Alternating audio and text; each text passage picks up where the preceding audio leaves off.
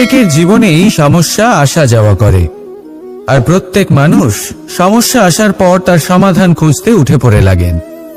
কিন্তু যখনই সমস্যার সমাধান হয়ে যায়, আমরা সুপ্রসন্ন হয়ে যাই এবং অসাবধানও হয়ে যাই।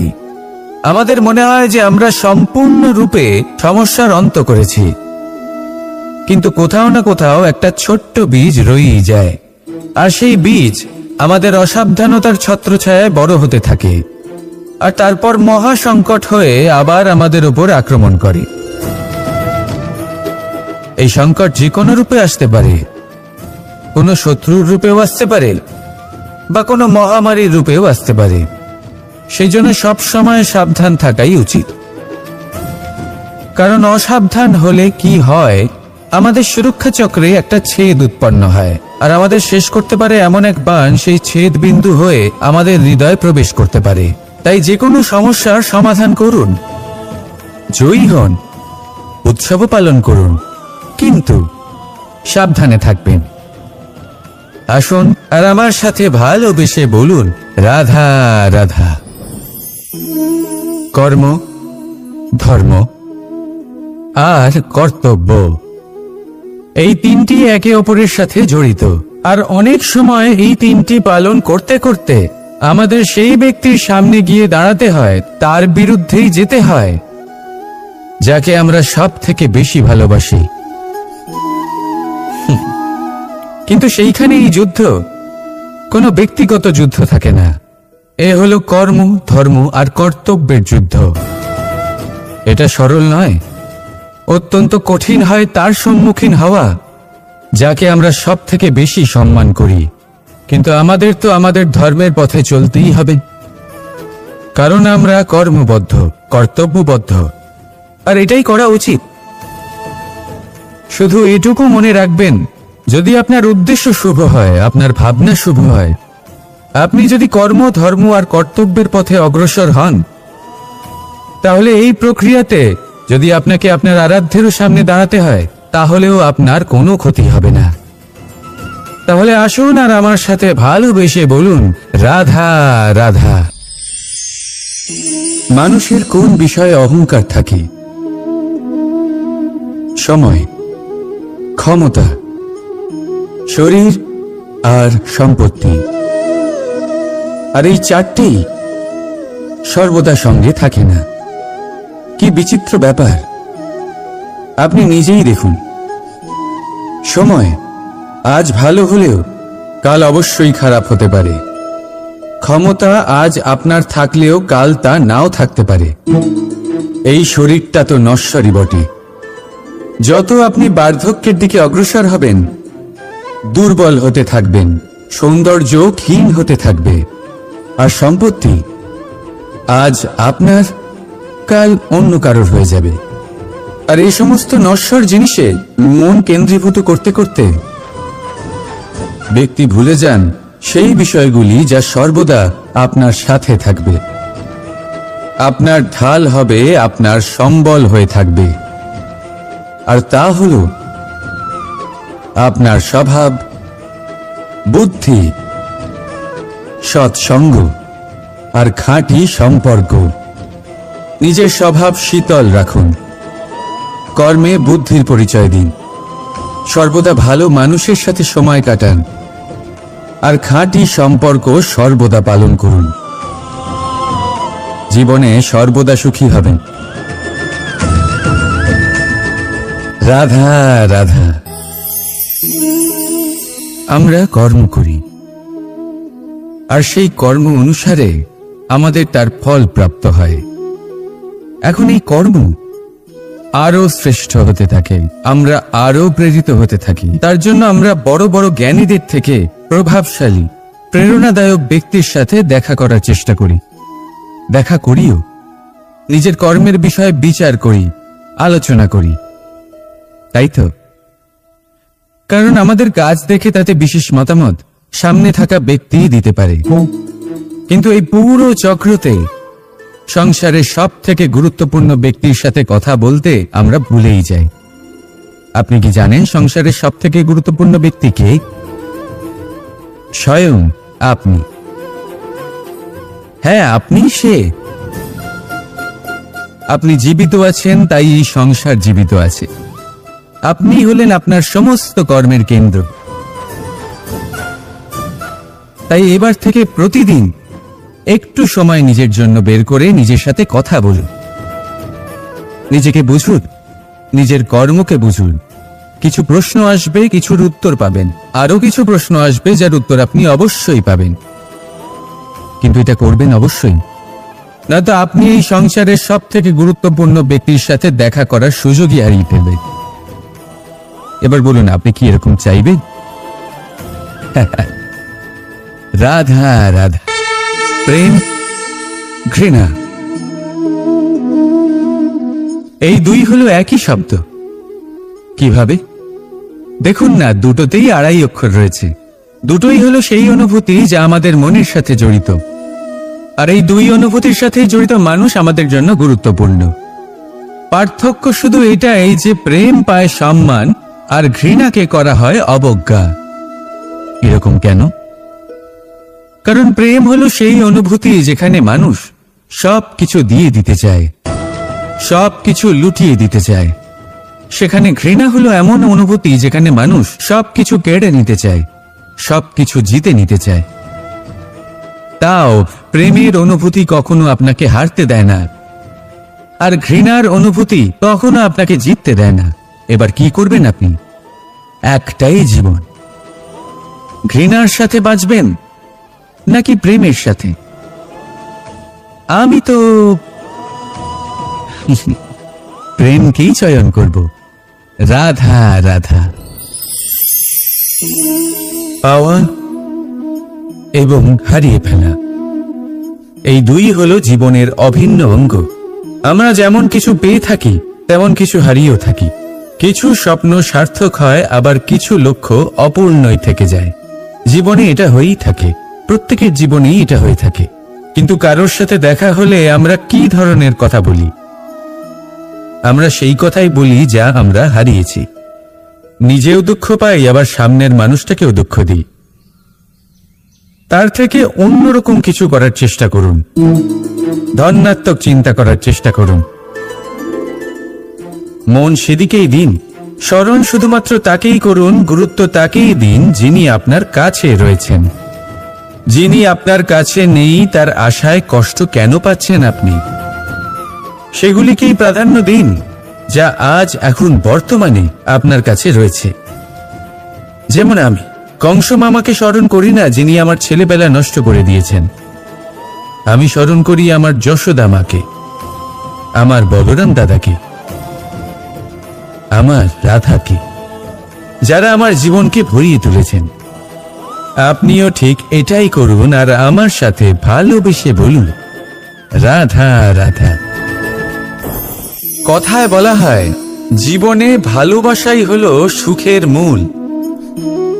এটা সত্য। এবার প্রশ্ন হলো এটাই যে এই ভালোবাসা কার সাথে করা উচিত? যদি আপনি কিছুক্ষণের জন্য সুখ পেতে চান, তাহলে ভালোবাসুন নিজের রুচি মতো। যদি আপনি কিছুদিনের জন্য সুখ পেতে চান, ভালোবাসুন নিজের বন্ধুদের। যদি আপনি কয়েক মাসের জন্য, কয়েক বছর বা অনেক বছরের জন্য সুখী হতে চান, তাহলে ভালোবাসুন নিজের পরিবারকে, মাতা পিতা, নিজের সন্তান, স্বামী স্ত্রী, নিজের আত্মীয়দের। কিন্তু যদি আপনি চিরকালের জন্য সুখী হতে চান, তাহলে ভালোবাসতে হবে শুধু নিজের কর্মগুলিকে। কারণ সম্পর্ক যেমনই হোক না কেন, কখনো না কখনো ভেঙে যাবেই।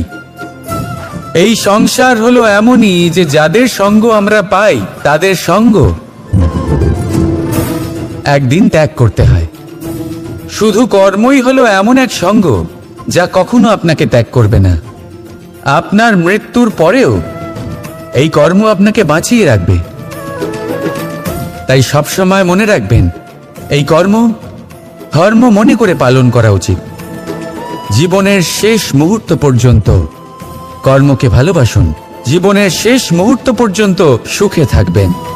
আর আমি তো সবসময় বলি, শুধু কর্ম করতে থাকো, ফলের চিন্তা করো না। তাহলে আসুন আর আমার সাথে ভালোবেসে বলুন, রাধা রাধা। সদিচ্ছা।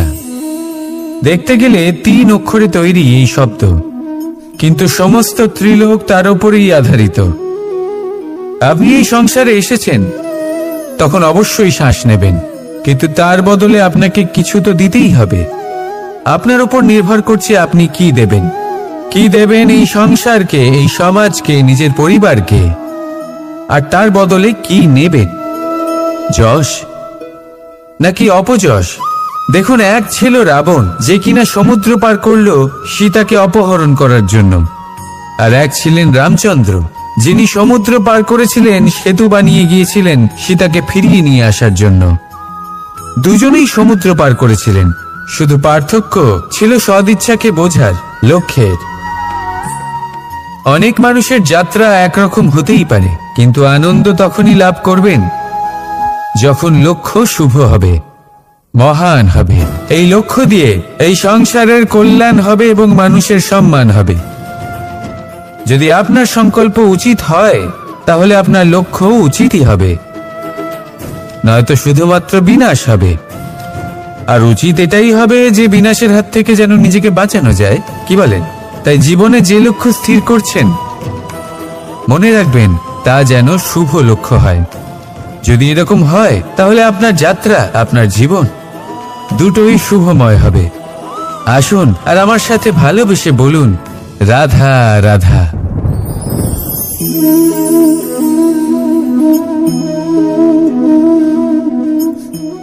মুক্ত। এই মুক্তই সবাইকে মোহিত করে দেয়, নিজের দিকে আকর্ষিত করে। অত্যন্ত সুন্দর, গোল, শুভ্র। মুক্ত দ্বারা নির্মিত আভূষণ, তা হয়তো সে মুকুটই হোক বা কোনো স্ত্রীর অলংকার, তাকে আরো সুন্দর করে তোলে, তাকে আরো সুন্দর দেখতে লাগে। এবার এই মুক্তকে এত সুন্দর দেখার জন্য কত কষ্ট সহ্য করতে হয়, তা কি কখনো আপনি ভেবেছেন? এই মুক্ত ঝিনুক থেকে বের করা হয়, ঝিনুক যা কিনা সমুদ্রের তলদেশে থাকে। ওকে কত কষ্ট সহ্য করতে হয়, জলের চাপ সহ্য করতে হয়, সমুদ্রের স্রোত সহ্য করতে হয়। এই ঝিনুককে এত কষ্ট সহ্য করতে হয়, এই মুক্তকে এত কষ্ট সহ্য করতে হয়, তারপরে এর রূপ এত সুন্দর হয়।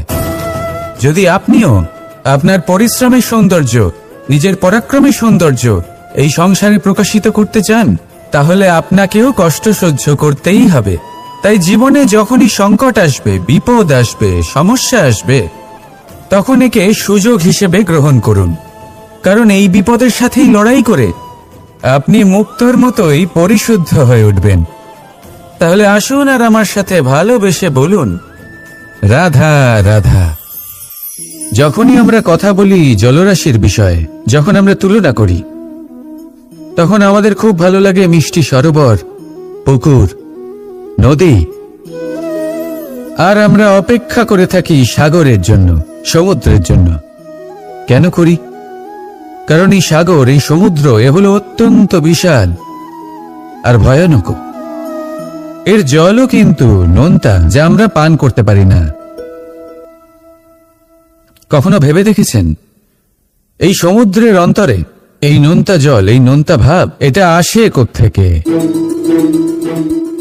এই যে সমুদ্র, যে প্রবাহমান নদীর থেকে যে খনিজ নির্গত হয়, তার ভান্ডার হলো এটা। সেই খনিজকে নিজের অন্তরে গ্রহণ করে, সেই নোনতা ভাব নিজের মধ্যে সমাহিত করে, আর তারপর সেই নোনতা জল বাষ্পে পরিণত হয়ে ওপরে উঠে যায়, যা মেঘ হয়ে আপনার ওপর মিষ্টি বৃষ্টি হয়ে ঝরে পড়ে।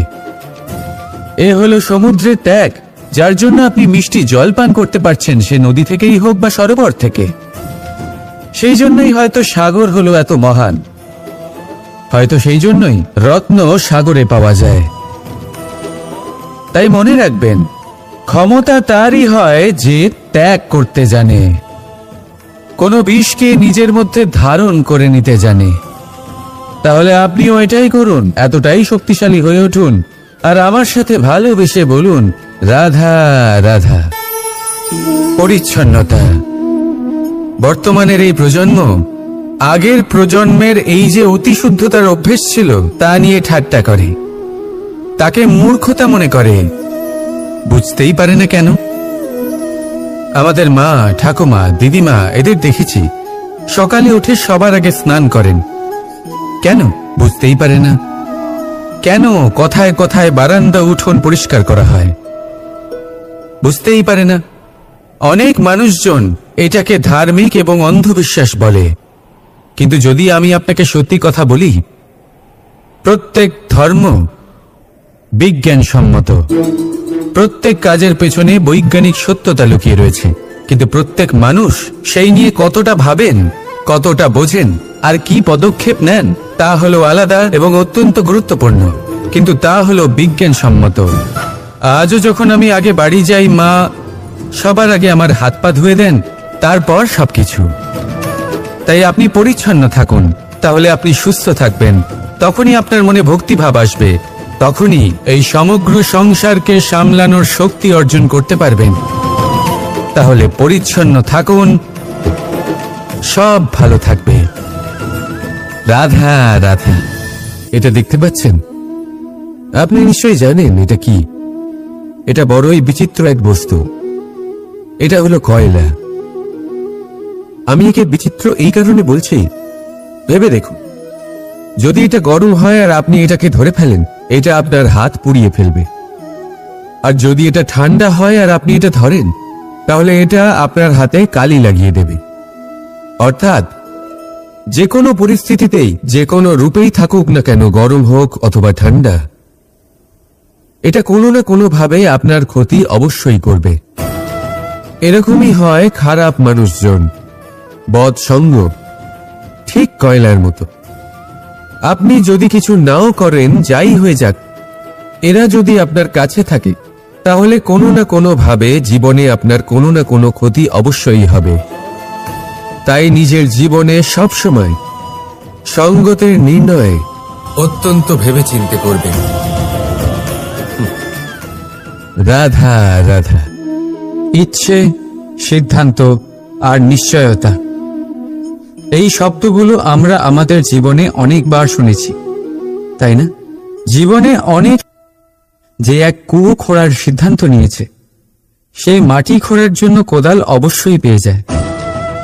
আর যে নিশ্চিত করে নিয়েছে, সে দেরি করে হলেও সেই শীতল জল অবশ্যই পেয়ে যায়। তাই জীবনে কেবল ইচ্ছে করবেন না, সিদ্ধান্ত নিন আর তারপর নিশ্চিত করুন, সব পেয়ে যাবেন। আর ভালোবেসে বলুন, রাধা রাধা। স্বপ্ন আর লক্ষ্য একই মনে হয়। এই দুইয়েরই কথা মানুষ কল্পনা করেন, এই দুই মানুষ অর্জন করতে চায়। আর এই দুই পূর্ণ হলে মানুষ নিজেকে অত্যন্ত ভাগ্যবান বলে মনে করেন। কিন্তু এই দুইয়ের মধ্যে পার্থক্য আছে। পার্থক্য এই যে স্বপ্নের জন্য বিনা পরিশ্রমের ঘুম দরকার হয়, আর লক্ষ্যের জন্য বিনা ঘুমের পরিশ্রম। যে ব্যক্তি ঘুমের মধ্যে স্বপ্ন দেখতে থাকেন, জেগে ওঠার পর তার হাত খালি থেকে যায়। আর যে ব্যক্তি পরিশ্রম করেন, শয়নকালেও তার হাত তার লক্ষ্যেই থাকে। তাই যদি স্বপ্নও দেখতে হয়, তাহলে লক্ষ্য জেনে পরিশ্রম করুন আর ভালোবেসে বলুন, রাধা রাধা। জীবনে কিছু করে দেখাতে হলে বদল আনতে পারবে, তাকে পথ দেখাতে পারবে, তার জীবনে পরিবর্তন আনতে পারবে। আর তাই মানুষ সংসার জুড়ে তাকেই খোঁজেন, যিনি তার পাশেই আছেন।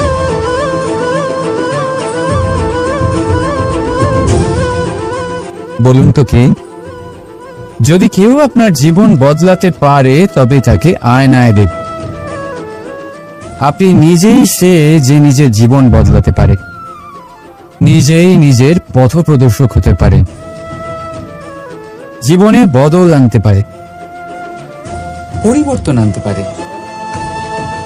তাই চিনুন নিজের অন্তরের শক্তিকে, আর এটা বিশ্বাস করুন যে এই সংসারে আপনার থেকে বেশি শক্তিশালী আর কেউ নেই।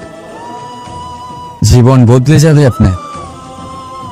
আর অন্ধবিশ্বাস নয়, আত্মবিশ্বাসের হাত ধরুন, আপনার সমস্যা আপনা থেকেই দূর হয়ে যাবে।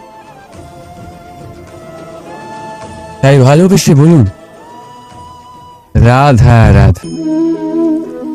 প্রদীপ জ্বালানোর কাজ বড়ই আনন্দদায়ক। উজ্জ্বলতার এই শিখা যেন আত্মার মধ্যে গিয়ে মনে উল্লাস ভরে দেয়।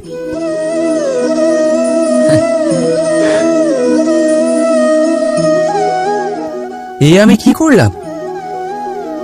আমি একে নিভিয়ে দিলাম, অথচ এই দিয়েই আমি অন্য প্রদীপগুলি জ্বালিয়েছিলাম।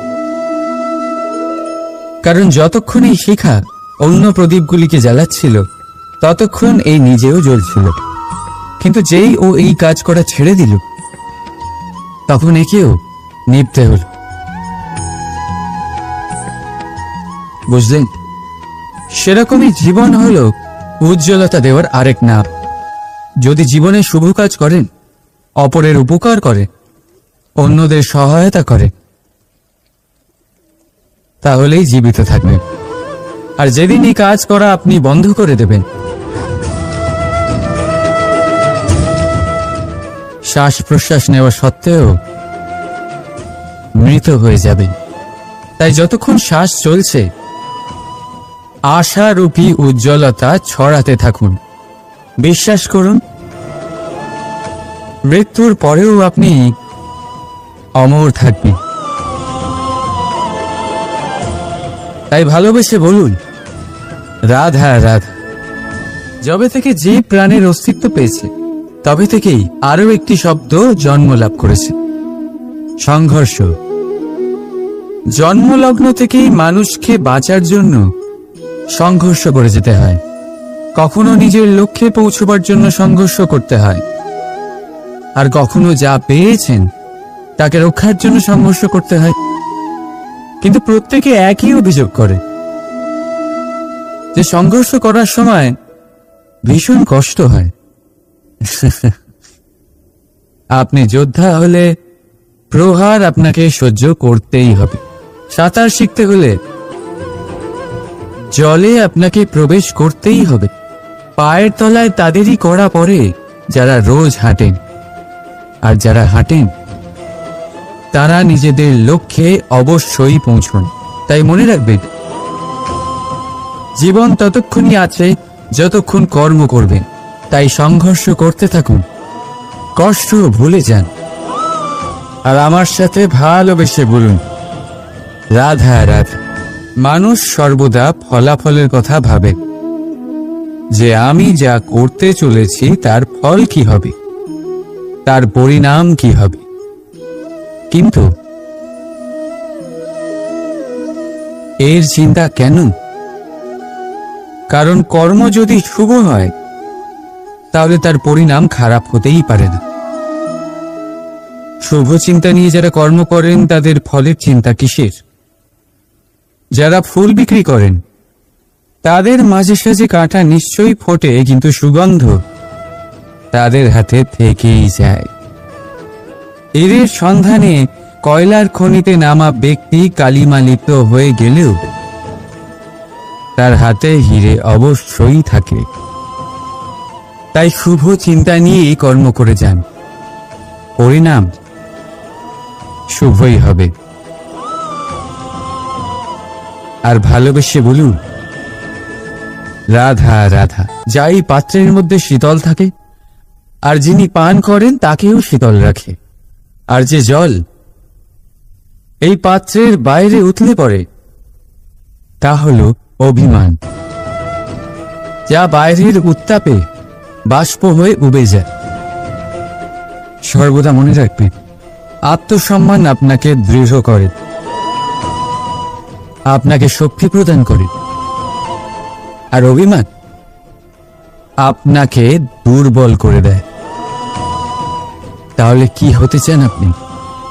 আত্মসম্মানী নাকি অভিমানী? সিদ্ধান্ত আপনার। রাধা রাধা। সমস্যা।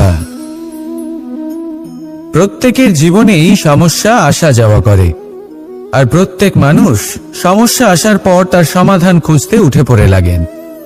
কিন্তু যখনই সমস্যার সমাধান হয়ে যায় আমরা সুপ্রসন্ন হয়ে যাই এবং অসাবধান হয়ে যাই। আমাদের মনে হয় যে আমরা সম্পূর্ণরূপে সমস্যার অন্ত করেছি, কিন্তু কোথাও না কোথাও একটা ছোট্ট বীজ রয়েই যায়, আর সেই বীজ আমাদের অসাবধানতার ছত্রছায়ায় বড় হতে থাকে, আর তারপর মহা সংকট হয়ে আবার আমাদের উপর আক্রমণ করে। এই সংকট যে কোনো রূপে আসতে পারে, কোনো শত্রুর রূপেও আসতে পারে, বা কোনো মহামারীর রূপেও আসতে পারে। সেই জন্য সবসময় সাবধান থাকাই উচিত, কারণ অসাবধান হলে কি হয়, আমাদের সুরক্ষা চক্রে একটা ছেদ উৎপন্ন হয়, আর আমাদের শেষ করতে পারে এমন এক বাণ সেই ছেদ বিন্দু হয়ে আমাদের হৃদয়ে প্রবেশ করতে পারে। তাই যে কোনো সমস্যার সমাধান করুন, জয়ী হন, উৎসব পালন করুন, কিন্তু সাবধানে থাকবেন। আসুন আর আমার সাথে ভালোবেসে বলুন, রাধা রাধা। কর্ম, ধর্ম আর কর্তব্য, এই তিনটি একে অপরের সাথে জড়িত, আর অনেক সময় এই তিনটি পালন করতে করতে আমাদের সেই ব্যক্তির সামনে গিয়ে দাঁড়াতে হয়, তার বিরুদ্ধেই যেতে হয়, যাকে আমরা সব থেকে বেশি ভালোবাসি। কিন্তু সেইখানে এই যুদ্ধ কোনো ব্যক্তিগত যুদ্ধ থাকে না, এ হলো কর্ম, ধর্ম আর কর্তব্যের যুদ্ধ। এটা সরল নয়, অত্যন্ত কঠিন হয় তার সম্মুখীন হওয়া যাকে আমরা সব থেকে বেশি সম্মান করি। কিন্তু আমাদের তো আমাদের ধর্মের পথে চলতেই হবে, কারণ আমরা কর্মবদ্ধ, কর্তব্যবদ্ধ, আর এটাই করা উচিত। শুধু এটুকু মনে রাখবেন, যদি আপনার উদ্দেশ্য শুভ হয়, আপনার ভাবনা শুভ হয়, আপনি যদি কর্ম, ধর্ম আর কর্তব্যের পথে অগ্রসর হন, তাহলে এই প্রক্রিয়াতে যদি আপনাকে আপনার আরাধ্যেরও সামনে দাঁড়াতে হয়, তাহলেও আপনার কোনো ক্ষতি হবে না। তাহলে আসুন আর আমার সাথে ভালোবেসে বলুন, রাধা রাধা। মানুষের ক্ষমতা আজ আপনার থাকলেও কাল তা নাও থাকতে পারে। এই শরীরটা তো নশ্বরই বটে। যত আপনি বার্ধক্যের দিকে অগ্রসর হবেন, দুর্বল হতে থাকবেন, সৌন্দর্য ক্ষীণ হতে থাকবে, আর সম্পত্তি আজ আপনার, কাল অন্য কারোর হয়ে যাবে। আর এই সমস্ত নশ্বর জিনিসে মন কেন্দ্রীভূত করতে করতে ব্যক্তি ভুলে যান সেই বিষয়গুলি যা সর্বদা আপনার সাথে থাকবে, আপনার ঢাল হবে, আপনার সম্বল হয়ে থাকবে।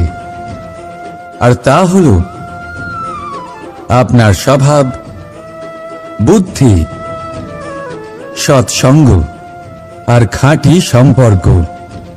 নিজের স্বভাব শীতল রাখুন, কর্মে বুদ্ধির পরিচয় দিন, সর্বদা ভালো মানুষের সাথে সময় কাটান, আর খাঁটি সম্পর্ক সর্বদা পালন করুন। জীবনে সর্বদা সুখী হবেন। রাধা রাধা। আমরা কর্ম করি, আর সেই কর্ম অনুসারে আমাদের তার ফল প্রাপ্ত হয়। এখন এই কর্ম আরো শ্রেষ্ঠ হতে থাকে, আমরা আরো প্রেরিত হতে থাকি। তার জন্য আমরা বড় বড় জ্ঞানীদের থেকে প্রভাবশালী, প্রেরণাদায়ক ব্যক্তির সাথে দেখা করার চেষ্টা করি, দেখা করিও। নিজের কর্মের বিষয়ে বিচার করি, আলোচনা করি, তাই তো? কারণ আমাদের কাজ দেখে তাতে বিশেষ মতামত সামনে থাকা ব্যক্তি দিতে পারে, কিন্তু এই পুরো চক্রতে সংসারের সব থেকে গুরুত্বপূর্ণ ব্যক্তির সাথে কথা বলতে আমরা ভুলেই যাই। আপনি কি জানেন সংসারের সব থেকে গুরুত্বপূর্ণ ব্যক্তি কে? স্বয়ং আপনি। হ্যাঁ, আপনি সে। আপনি জীবিত আছেন, তাই এই সংসার জীবিত আছে। আপনি হলেন আপনার সমস্ত কর্মের কেন্দ্র। তাই এবার থেকে প্রতিদিন একটু সময় নিজের জন্য বের করে নিজের সাথে কথা বলুন, নিজেকে বুঝুন, নিজের কর্মকে বুঝুন। কিছু প্রশ্ন আসবে, কিছুর উত্তর পাবেন, আরো কিছু প্রশ্ন আসবে যার উত্তর আপনি অবশ্যই পাবেন, কিন্তু এটা করবেন অবশ্যই, নয়তো আপনি এই সংসারের সব থেকে গুরুত্বপূর্ণ ব্যক্তির সাথে দেখা করার সুযোগই হারিয়ে ফেলবেন। এবার বলুন, আপনি কি এরকম চাইবেন? রাধা রাধা, প্রেম, ঘৃণা, এই দুই হলো একই শব্দ। কিভাবে? দেখুন না, দুটোতেই আড়াই অক্ষর রয়েছে। দুটোই হলো সেই অনুভূতি যা আমাদের মনের সাথে জড়িত, আর এই দুই অনুভূতির সাথেই জড়িত মানুষ আমাদের জন্য গুরুত্বপূর্ণ। পার্থক্য শুধু এটাই যে প্রেম পায় সম্মান আর ঘৃণাকে করা হয় অবজ্ঞা। এরকম কেন? কারণ প্রেম হলো সেই অনুভূতি যেখানে মানুষ সব কিছু দিয়ে দিতে চায়, সব কিছু লুটিয়ে দিতে চায়। সেখানে ঘৃণা হলো এমন অনুভূতি যেখানে মানুষ সবকিছু কেড়ে নিতে চায়, সবকিছু জিতে নিতে চায়। তাও প্রেমের অনুভূতি কখনো আপনাকে হারতে দেয় না, আর ঘৃণার অনুভূতি কখনো আপনাকে জিততে দেয় না। এবার কি করবেন আপনি? একটাই জীবন, ঘৃণার সাথে বাঁচবেন নাকি প্রেমের সাথে? আমি তো প্রেমকেই চয়ন করব। রাধা রাধা। পাওয়া এবং হারিয়ে ফেলা, এই দুই হলো জীবনের অভিন্ন অঙ্গ। আমরা যেমন কিছু পেয়ে থাকি তেমন কিছু হারিয়েও থাকি। কিছু স্বপ্ন সার্থক হয়, আবার কিছু লক্ষ্য অপূর্ণই থেকে যায়। জীবনে এটা হয়েই থাকে, প্রত্যেকের জীবনেই এটা হয়ে থাকে। কিন্তু কারোর সাথে দেখা হলে আমরা কি ধরনের কথা বলি? আমরা সেই কথাই বলি যা আমরা হারিয়েছি। নিজেও দুঃখ পাই, আবার সামনের মানুষটাকেও দুঃখ দিই। তার থেকে অন্যরকম কিছু করার চেষ্টা করুন, ধনাত্মক চিন্তা করার চেষ্টা করুন। মন সেদিকেই দিন, স্মরণ শুধুমাত্র তাকেই করুন, গুরুত্ব তাকেই দিন যিনি আপনার কাছে রয়েছেন। যিনি আপনার কাছে নেই তার আশায় কষ্ট কেন পাচ্ছেন আপনি? সেগুলিকেই প্রাধান্য দিন যা আজ এখন বর্তমানে আপনার কাছে রয়েছে। যেমন আমি কংস মামাকে স্মরণ করি না যিনি আমার ছেলেবেলা নষ্ট করে দিয়েছেন। আমি স্মরণ করি আমার যশোদা মাকে, আমার বলরাম দাদাকে, আমার রাধাকে, যারা আমার জীবনকে ভরিয়ে তুলেছেন। আপনিও ঠিক এটাই করুন, আর আমার সাথে ভালোবেসে বলুন, রাধা রাধা। কথায় বলা হয়, জীবনে ভালোবাসাই হলো সুখের মূল। এটা সত্য। এবার প্রশ্ন হলো এটাই যে এই ভালোবাসা কার সাথে করা উচিত? যদি আপনি কিছুক্ষণের জন্য সুখ পেতে চান তাহলে ভালোবাসুন নিজের রুচি মতো। যদি আপনি কিছুদিনের জন্য সুখ পেতে চান ভালোবাসুন নিজের বন্ধুদের। যদি আপনি কয়েক মাসের জন্য, কয়েক বছর বা অনেক বছরের জন্য সুখী হতে চান তাহলে ভালোবাসুন নিজের পরিবারকে, মাতা পিতা, নিজের সন্তান, স্বামী স্ত্রী, নিজের আত্মীয়দের। কিন্তু যদি আপনি চিরকালের জন্য সুখী হতে চান তাহলে ভালোবাসতে হবে শুধু নিজের কর্মগুলিকে। কারণ সম্পর্ক যেমনই হোক না কেন কখনো না কখনো ভেঙে যাবেই। এই সংসার হলো এমনই যে যাদের সঙ্গ আমরা পাই তাদের সঙ্গ একদিন ত্যাগ করতে হয়। শুধু কর্মই হলো এমন এক সঙ্গ যা কখনো আপনাকে ত্যাগ করবে না। আপনার মৃত্যুর পরেও এই কর্ম আপনাকে বাঁচিয়ে রাখবে। তাই সবসময় মনে রাখবেন, এই কর্ম ধর্ম মনে করে পালন করা উচিত। জীবনের শেষ মুহূর্ত পর্যন্ত কর্মকে ভালোবাসুন, জীবনের শেষ মুহূর্ত পর্যন্ত সুখে থাকবেন। আর আমি তো সবসময় বলি, শুধু কর্ম করতে থাকো, ফলের চিন্তা করো না। তাহলে আসুন আর আমার সাথে ভালোবেসে বলুন, রাধা রাধা। সদিচ্ছা দেখতে গেলে 3 অক্ষরে তৈরি এই শব্দ, কিন্তু সমস্ত ত্রিলোক তার উপরেই আধারিত। আপনি এই সংসারে এসেছেন তখন অবশ্যই শ্বাস নেবেন, কিন্তু তার বদলে আপনাকে কিছু তো দিতেই হবে। আপনার উপর নির্ভর করছে আপনি কি দেবেন। কি দেবেন এই সংসারকে, এই সমাজকে, নিজের পরিবারকে, আর তার বদলে কি নেবেন? যশ নাকি অপযশ? দেখুন, এক ছিল রাবণ, যে কিনা সমুদ্র পার করল সীতাকে অপহরণ করার জন্য, আর এক ছিলেন রামচন্দ্র যিনি সমুদ্র পার করেছিলেন সেতু বানিয়ে গিয়েছিলেন সীতাকে ফিরিয়ে নিয়ে আসার জন্য। দুজনেই সমুদ্র পার করেছিলেন, শুধু পার্থক্য ছিল সদিচ্ছাকে বোঝার লক্ষ্যের। অনেক মানুষের যাত্রা একরকম হতেই পারে, কিন্তু আনন্দ তখনই লাভ করবেন যখন লক্ষ্য শুভ হবে, মহান হবে। এই লক্ষ্য দিয়ে এই সংসারের কল্যাণ হবে এবং মানুষের সম্মান হবে। যদি আপনার সংকল্প উচিত হয় তাহলে আপনার লক্ষ্য উচিতই হবে, নয়তো শুধুমাত্র বিনাশ হবে। আর উচিত এটাই হবে যে বিনাশের হাত থেকে যেন নিজেকে বাঁচানো যায়, কি বলেন? তাই জীবনে যে লক্ষ্য স্থির করছেন মনে রাখবেন তা যেন শুভ লক্ষ্য হয়। যদি এরকম হয় তাহলে আপনার যাত্রা, আপনার জীবন দুটোই শুভময় হবে। আসুন আর আমার সাথে ভালোবেসে বলুন, রাধা রাধা।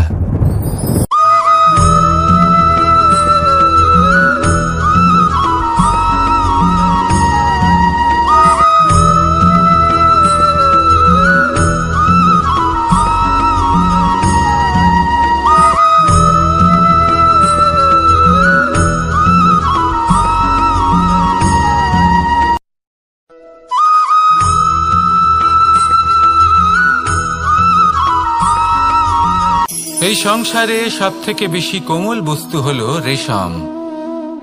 এই রেশম এতটাই কোমল হয় যে এর পুরো একটা থান শুধুমাত্র একটা হাতে ধরা সম্ভব।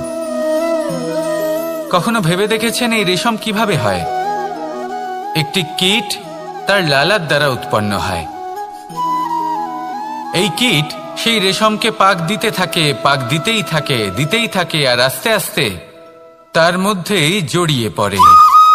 শেষে ওর এই সুন্দর অমূল্য সৃষ্টি রেশমের জন্য এই কীটগুলিকে এই কবচের সাথেই ফুটন্ত জলে ফেলে দেওয়া হয়। এই সংসারে যদি আমাদের স্বপ্ন এই সংসারের দুঃখ হরণ করার জন্য, এই সংসারে সুখ বিতরণ করার জন্য হয়, তবেই আমাদের প্রগতি সম্ভব। যদি আমাদের এই স্বপ্ন শুধুই আমাদের এবং আমাদের স্বার্থ সিদ্ধির জন্য হয়, তাহলে এই স্বপ্ন আমাদের অন্ধ করে দেবে, আমাদের অন্ধকারের পথে নিয়ে যাবে, আর আমরাও সেই কীটের মতো হয়ে যাব। নিজেদেরই মায়াজালে আমরা নিজেই ফেঁসে যাব, আর শেষে আমরা যদি কিছু লাভ করি তা হবে একাকিত্ব, অন্ধকারময় মৃত্যু। তাই স্বপ্ন অবশ্যই দেখুন, কিন্তু এমনভাবে স্বপ্ন দেখবেন না যে তার এই বন্দিগৃহে আপনি নিজেই ফেঁসে গেলেন। স্বপ্ন দেখুন পরোপকারে।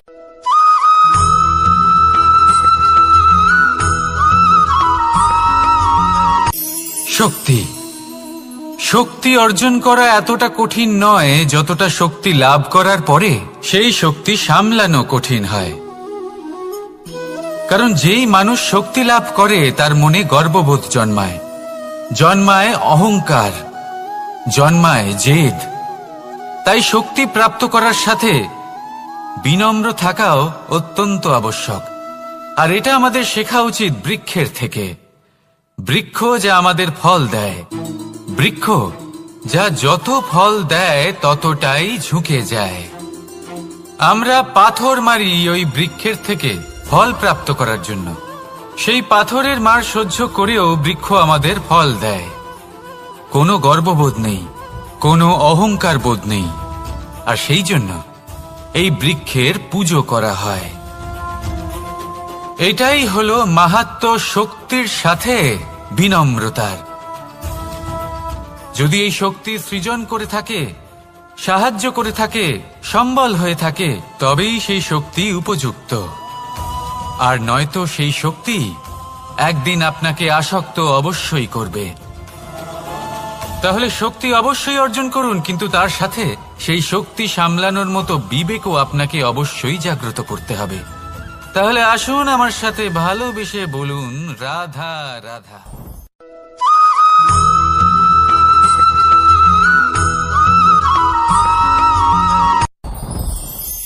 সাথী সাথী এই শব্দটির ব্যাখ্যা কে কিভাবে করে? মিত্র, সখা, বন্ধু। কিন্তু অর্থ একটাই, তিনি যিনি আপনার সঙ্গী হন আর তিনি যার সাথী আপনি হন। এবার সব থেকে বড় প্রশ্ন হলো এটাই যে তিনি কে হতে পারেন যাকে আপনি আপনার সাথী বলে মেনে নিতে পারেন, নিজের সখা, নিজের মিত্র, নিজের বন্ধু মেনে নিতে পারেন। আপনার সাথী হলেন তিনি যিনি দুঃখের সময় আপনার পাশে থাকবেন, আপনার হাত ধরে থাকবেন। আপনার সাথী হলেন তিনি যার হাত আপনি নিজের সুখের দিনে ধরে থাকবেন। সেই সাথীরই হাত ধরুন যিনি দুঃখে সবসময় আপনাকে সাহায্য করার জন্য তৎপর হয়ে থাকেন, আপনার পাশে থাকেন, আর যাকে সুখের দিনে আপনি আপনার সাথে রাখতে পারেন। আর যখন আপনার সাথে আপনার এই সাথী থাকবে তখন আপনি এটা বুঝবেন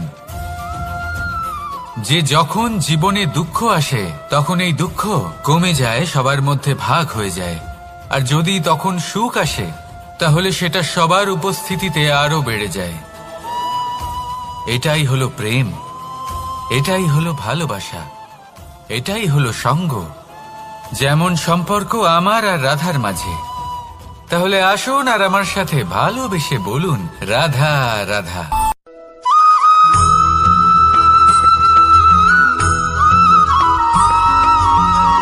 জীবন কিসের উপর নির্ভরশীল?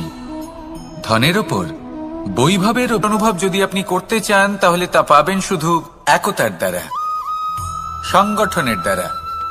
যদি আপনাকে উদাহরণ দিই, নিজের এই হাতটাকে দেখুন, 5টা আঙুল রয়েছে।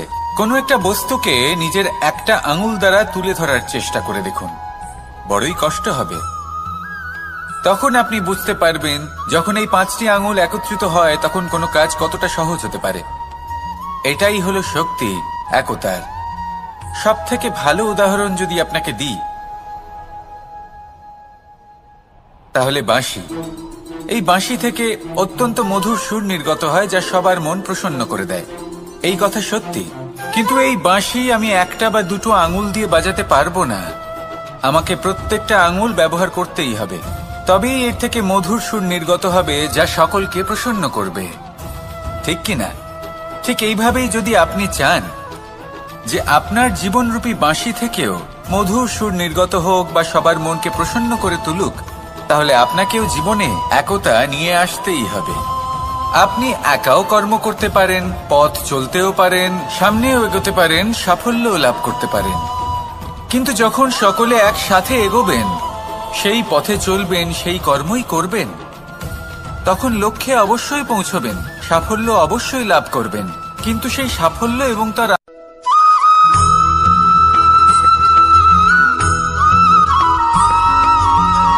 পুরুষার্থ। শাস্ত্রে 4 ধরনের পুরুষার্থের কথা বলা হয়েছে। প্রথম হলো ধর্ম। আপনি কি জানেন এই ধর্ম হলো সেটা যাকে ধারণ করা যেতে পারে, আর ধারণ শুধু সেটাই করা যায় যা পবিত্র। পবিত্র শুধু তাকেই বলা হয় যা নিঃস্বার্থ, যার মধ্যে শাসন করার কোনো ইচ্ছে নেই, যা সরলভাবেই প্রবাহমান, জল এবং বায়ুর মতো। যখন কোনো ব্যক্তি ধর্মকে ধারণ করেন এবং সেই ধর্ম সেই ব্যক্তিকে রক্ষা করে, তখন তাকে ধর্ম বলা হয়।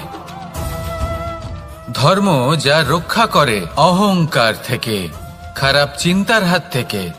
সেই জন্য পুরুষার্থ গড়ে তোলার আগে, ধর্ম পালন করার আগে ধর্মের প্রকৃত অর্থ কি সেটা বুঝে নিন।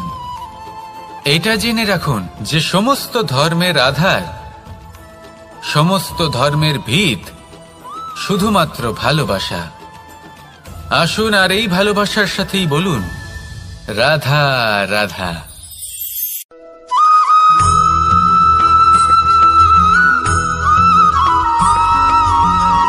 কেউ বলে জীবন খুব ক্ষণস্থায়ী, কেউ বলে জীবন হলো একটা সুন্দর স্বপ্নের মতো, আবার কেউ বলবে জীবন হলো এক কঠোর সত্য। কিন্তু জীবন আসলে কি? জীবন হলো আপনারই প্রতিবিম্ব, একটা দর্পণ। অর্থাৎ আপনি জীবনকে সেইভাবেই পাবেন যেরকম আপনি নিজেকে প্রতিপন্ন করবেন।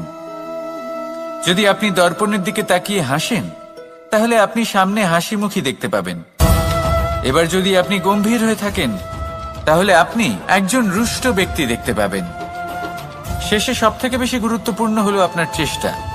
আপনাকে সবসময় চেষ্টা করতে হবে যাতে আপনি নিজেকে প্রসন্ন এবং ইতিবাচক মনোভাবে রাখেন। এটা হলো আপনারই উত্তরদায়িত্ব, তাকে পালন করুন। এই মনকে প্রসন্ন রাখুন, এই সংসারকে সুন্দর বলে মনে হবে। আর এই মন প্রসন্ন হয়ে বলবে, রাধা রাধা।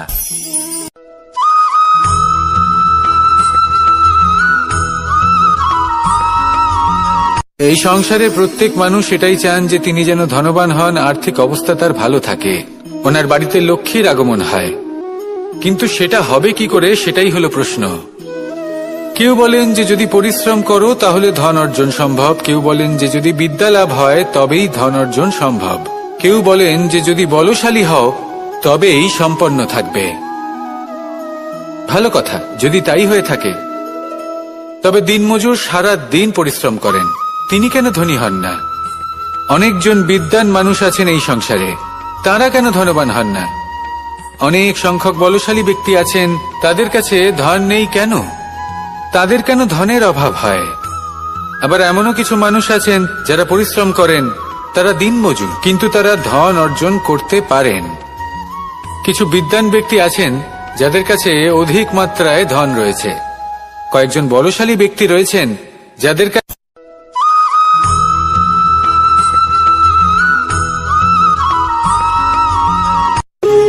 যখন মানুষের মৃত্যু হয় তখন কি হয়?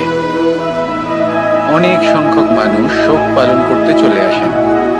যে ব্যক্তি মৃত্যু লাভ করেছেন তার অনেক বস্তু থাকে যেগুলো তার প্রিয়, যেগুলো তিনি ব্যবহার করেছেন, তার শয্যা, তার বস্ত্র, তার আভূষণ, সবকিছু তার থেকে বিচ্ছিন্ন করা হয় এবং খালি হাতে তাকে শ্মশানের উদ্দেশ্যে রওনা করা হয়। আমি আপনাকে এই প্রশ্ন করতে চাই, আপনি এই সংসারে কি অর্জন করেছেন? ধন, সম্পত্তি, বস্ত্র, আভূষণ, এই সবকিছু যে আপনি অর্জন করেছেন, আপনার মৃত্যুর পরে তা আপনার থেকে দূর হয়ে যাবে। এর উত্তর হলো একটাই, আপনার কর্ম। শুধু সেটাই আছে যা একান্ত আপনার, আর শুধু সেটাই এই সংসার থেকে চলে যাওয়ার পরেও সংসারেই জীবিত থাকবে। যদি আপনি দুষ্কর্ম করেন তাহলে এই সংসার আপনাকে একটি অনুচিত উদাহরণ হিসেবে মনে রাখবে যে এই ব্যক্তি খুব পাপী ছিল, অনুচিত কর্ম করতেন, যে পথে তিনি চলেছেন সেই পথে কারোর চলা উচিত নয়। সেখানেই যদি আপনি সৎকর্ম করেন তাহলে সংসার চিরকাল এটাই বলবে যে খুব ভালো মানুষ ছিলেন, সবাইকে ভালোবাসতেন, সবাইকে সাহায্য করতেন, আমার খুব প্রিয় মানুষ ছিলেন। এটাই হলো শ্রেষ্ঠ কর্ম। সেই জন্য জীবনে শুধুমাত্র ধন, সম্পত্তি, আভূষণ এই সব অর্জন করতে গিয়ে নিজের মনোনিবেশ করবেন না। শ্রেষ্ঠ কর্ম করুন। সংসার থেকে চলে যাওয়ার পরেও এই কর্মই এই সংসারে আপনাকে জীবিত রাখবে। আসুন আমার সাথে ভালোবেসে বলুন, রাধা রাধা।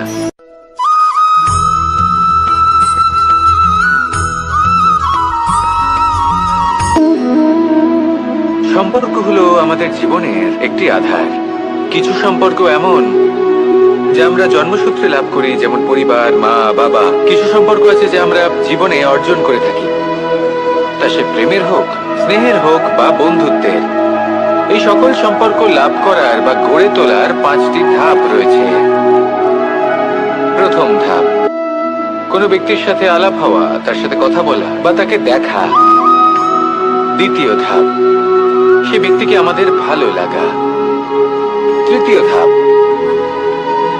আমাদের এটা চাইতে শুরু করা যে জীবনে এই ব্যক্তি যেন আমাদের বন্ধু হন, আমাদের জীবনে থাকেন, বা আমাদের কাউকে ভালোবেসে ফেলা, আর এটা আমাদের ভাবা বা চাওয়া যে সেই ব্যক্তি যেন আজীবন আমার সাথে থাকেন, আমার জীবনে আমার সাথী হয়ে। চতুর্থ ধাপ, লাভ করা। এবার এই ধাপটি অনেক মানুষের পক্ষেই খুবই সরল হয়, বড়ই সরলভাবে নিজেদের সঙ্গীকে লাভ করে থাকেন। কিছু মানুষের জন্য এই ধাপ অত্যন্ত কঠিন হয়ে থাকে। অনেক প্রতিকূল পরিস্থিতির উপর জয়লাভ করে তারা সঙ্গীকে লাভ করেন, কিন্তু লাভ অবশ্যই করেন। এরপরে আসে পঞ্চম, অন্তিম এবং সব থেকে গুরুত্বপূর্ণ ধাপ। সেটা হলো সেই সম্পর্ক পালন করা। এটা হলো এমন এক বিষয় যা প্রত্যেক মানুষের শেখা উচিত। যদি ব্যক্তি নিজের জীবনে সম্পর্ক রক্ষা করতে শিখে যান, তবে প্রত্যেক সম্পর্ক তার জীবনকে স্বর্গ করে তুলবে। আসুন আর আমার সাথে ভালোবেসে বলুন, রাধা রাধা।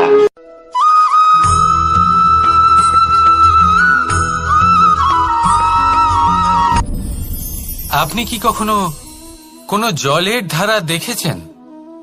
তার সামনে যতই মাটি থাকুক না কেন, যতই কাদা থাকুক না কেন, যখন এই জলের ধারা বইতে আরম্ভ করে দেয়, তাহলে নিজের মনের, নিজের ভাবনার, নিজের জীবনের যত অনাবশ্যক তত্ত্ব আছে, অনুপযোগী অংশ রয়েছে, অর্থাৎ অপরিষ্কার অংশ রয়েছে, তা নিজে থেকেই নির্মল হয়ে উঠবে।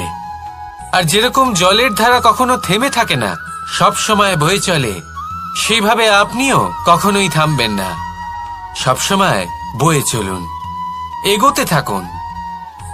পথে যদি অনেক বিপদ আসে, সমস্যা আসে, থামবেন না, তার উপর নিরন্তর প্রহার করুন, নিরন্তর প্রয়াস করুন আর অগ্রসর হন। আপনি ভেবে দেখুন, এই জলের ধারা কখনো থেমে থাকে না, সবসময় বয়ে চলে, বিপদের সম্মুখীন হয়ে তাকে সাথে বয়ে নিয়ে চলে। সেই জন্য জলের ধারা, প্রবাহমান এই ধারা, এর থেকে কখনো দুর্গন্ধ আসে না, এতে কখনো ময়লা জমতে পারে না, বরং পালিত হয় সুন্দর প্রাণবন্ত জীবজন্তু, যেমন সুন্দর ছোট মাছ। তাই আপনিও এটাই করুন, কখনো থামবেন না, শুধু চলতে থাকুন, জলের ধারার মতো বইতে থাকুন। আপনি আপনার লক্ষ্য অবশ্যই খুঁজে পাবেন, আর তার সাথে নিজের অন্তরের যে মালিন্য রয়েছে তা আপনি নিজেই নিজের থেকে দূরে করে দেবেন। তাহলে আসুন আর আমার সাথে ভালোবেসে বলুন, রাধা রাধা।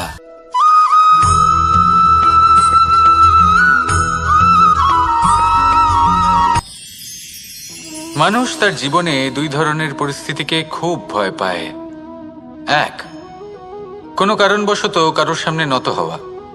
দুই, কোনো কারণে নিজের চরিত্র থেকে, নিজের মূল্যবোধ থেকে বিচ্যুত হওয়া।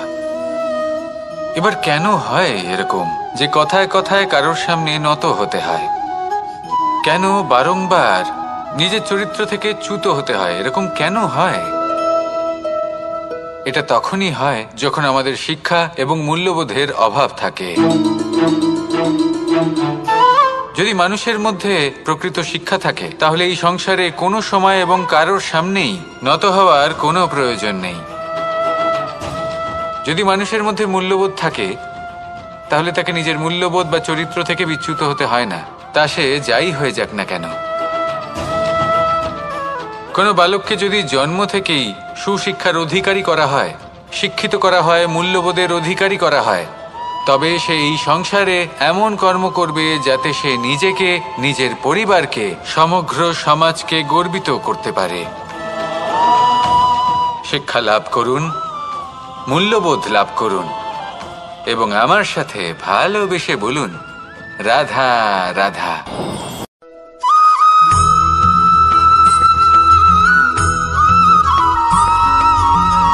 আপনি কখনো দিয়ে তাদের ঠোঁটে খাবার পরিবেশন করে, কিন্তু যেই সেই সন্তানেরা হৃষ্টপুষ্ট হয়ে যায় এবং সেই কথা বাজ নিজে বুঝতে পেরে যায়, সেই বাজ নিজেই সেই বাসা ছিন্ন ভিন্ন করে দেয়। সেই সন্তান যাদের সবেমাত্র ডানা গজিয়েছে, কিভাবে উঠতে হয় তারা জানে না, সেই সন্তানগুলিকে উচ্চতা থেকে ঠেলে দেয়। সেই সন্তান প্রথমে ভয়ভীত হয়ে যায়, তারা সামনে মৃত্যুকে দেখতে পেয়ে ভয়ের কারণে তাদের ডানা ঝাপটাতে থাকে, আর সেই প্রক্রিয়াতেই সেই সন্তানগুলি উড়তে শুরু করে দেয়। এবার এই ঘটনায় আমরা কি শিক্ষা পেতে পারি? এটাই, যদি আপনি মাতা পিতা হন, তাহলে নিজের সন্তানকে অবশ্যই স্নেহ করুন, কিন্তু তাদেরকে নিজের আঁচলের তলায় বেঁধে রাখবেন না। যদি আপনি চান আপনার সন্তান জীবনে উন্নতি করুক, তাহলে নিজের মুঠো থেকে তাদের স্বতন্ত্র করে দিন, এই সংসারে সংঘর্ষ করতে দিন। সেই সন্তান নিজেই বুঝতে পারবে যে জন্মের সময় পাওয়া ডানা কি করে ব্যবহার করতে হয়। আর আপনার চোখের সামনে আপনার সন্তান এই আকাশে উড়তে থাকবে। তাহলে আসুন আমার সাথে ভালোবেসে বলুন রাধা রাধা।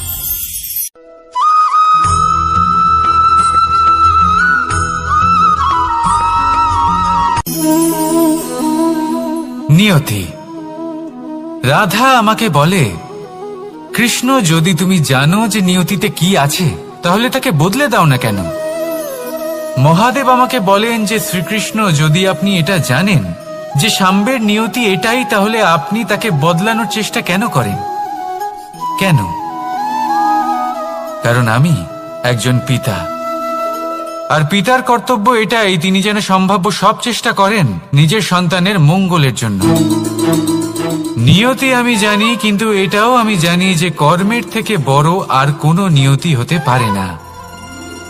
অভিজ্ঞতাও রয়েছে যে কর্মের হাতে নিয়তির এই চক্র বদলে যেতে পারে। তাই জীবনে যদি আপনার কখনো এমন মনে হয় যে এটা তো অসম্ভব, তখনও চেষ্টা করা কখনোই ছাড়বেন না। কে বলতে পারে আপনারই কর্মের কোনো এক বীজ হয়তো নিয়তির চাকায় আটকে গেল আর নিয়তিকে নিজের পথ পাল্টাতে হলো, ঠিক কিনা? সেই জন্য নিয়তিকে ভাগ্য মেনে নিয়ে চুপ করে বসে থাকবেন না। নিজের নিয়তি স্বয়ং নিজের কর্মের দ্বারা নির্ধারিত করুন, কারণ আপনার এই কর্মের ওপরেই আপনার অধিকার রয়েছে, আর এই অধিকারকে নিয়তি অনেক সময় সম্মানও করে। তাহলে আসুন আর আমার সাথে ভালোবেসে বলুন রাধা রাধা।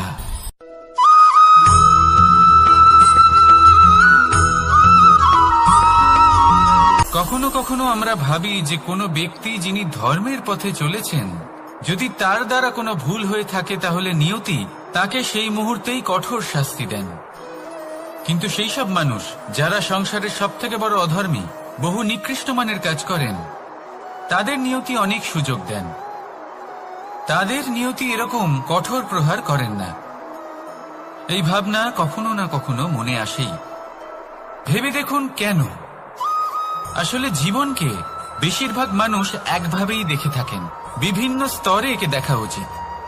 এবার আপনি বলুন, এই সংসারে কোনো অধর্মী কখনো প্রেরণার উৎস হতে পারেন? কখনোই নয়। যে মানুষ নিজের আত্মাকে মলিন করে ফেলেছেন, তিনি এই সংসারকে কিভাবে প্রেরণা যোগাবেন? উনি নিজেই বুঝতে পারেন না কোনটা করা উচিত, ধর্ম কোনটা।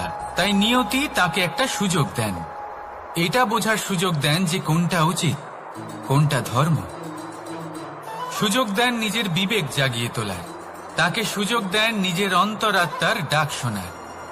যখন তাতেও কাজ হয় না, তখন নিয়তির কাছে একটাই পথ বাকি থাকে, আর তা হল মহাবিনাশ। মহাবিনাশ হয়তো দেরিতেই আসতে পারে, কিন্তু তা অবশ্যই আসবে। আর যখন মহাবিনাশ আসে, তখন মহাবিনাশের যন্ত্রণা সমগ্র মানব জীবনের যন্ত্রণার থেকে অনেক বেশি হয়। এই কথাটা সবসময় মনে রাখবেন। আর অন্যদিকে যে মানুষ ধর্মের পথে চলছেন, তার দ্বারা যদি কোনো ভুল হয়ে থাকে, তখন নিয়তি তার পরীক্ষা নেন। কিছুক্ষণের জন্য মানুষের মনে হতে পারে নিয়তি তাকে কঠোর শাস্তি দিয়েছেন।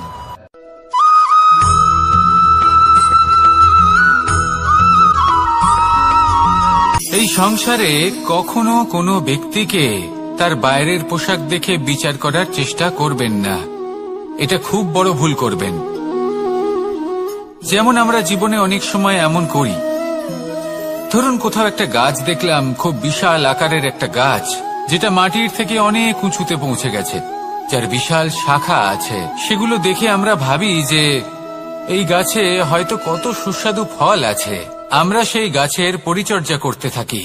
আবার অন্যদিকে হলো একটি তৃণ, যেটা মাটি থেকে কিছুটা উঁচুতে পৌঁছেছে, কিন্তু সেই তৃণর নিচে, মাটির নিচে অত্যন্ত সুস্বাদু ফল বা সবজি জন্ম নেয়, যা আমাদের স্বাস্থ্যের পক্ষে অত্যন্ত উপকারী। সেই জন্য কখনো আবরণ দেখে কাউকে বিচার করতে চেষ্টা করবেন না। তার বদলে এটা বোঝার চেষ্টা করুন যে আপনার সামনে যে ব্যক্তি আছে বা বস্তু আছে, তার বিশেষত্ব কি।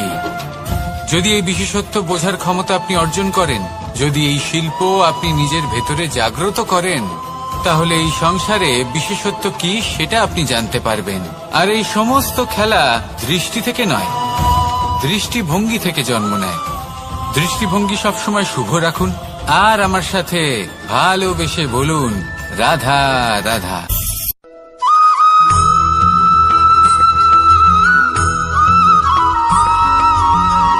পুরুষার্থ। শাস্ত্রে 4 ধরনের পুরুষার্থের কথা বলা হয়েছে। প্রথম হলো ধর্ম। আপনি কি জানেন এই ধর্ম আসলে কি? আপনার কি মনে হয় ধর্ম আসলে কি? কোনো বিশেষ ঈশ্বরকে মানাই কি ধর্ম বলা হয়? নাকি কোনো বিশেষ রীতি পালন করাই হলো ধর্ম? নাকি কোনো বিশেষ সাহিত্যকে সর্বশ্রেষ্ঠ মনে করাই হলো ধর্ম? না, ধর্ম হলো সেটা যাকে ধারণ করা যেতে পারে। আর ধারণ শুধু সেটাই করা যায় যা পবিত্র। পবিত্র শুধু তাকেই বলা হয় যা নিঃস্বার্থ, যার মধ্যে শাসন করার কোনো ইচ্ছে নেই, যা সরলভাবেই প্রবাহমান, জল এবং বায়ুর মতো। যখন কোনো ব্যক্তি ধর্মকে ধারণ করেন এবং সেই ধর্ম সেই ব্যক্তিকে রক্ষা করে, তখন তাকে ধর্ম বলা হয়। ধর্ম যা রক্ষা করে অহংকার থেকে, খারাপ চিন্তার হাত থেকে। সেই জন্য পুরুষার্থ গড়ে তোলার আগে, ধর্ম পালন করার আগে ধর্মের প্রকৃত অর্থ কি সেটা বুঝে নিন। এটা জেনে রাখুন যে সমস্ত ধর্মের আধার, সমস্ত ধর্মের ভিত শুধুমাত্র ভালোবাসা। আসুন আর এই ভালোবাসার সাথেই বলুন, রাধা রাধা।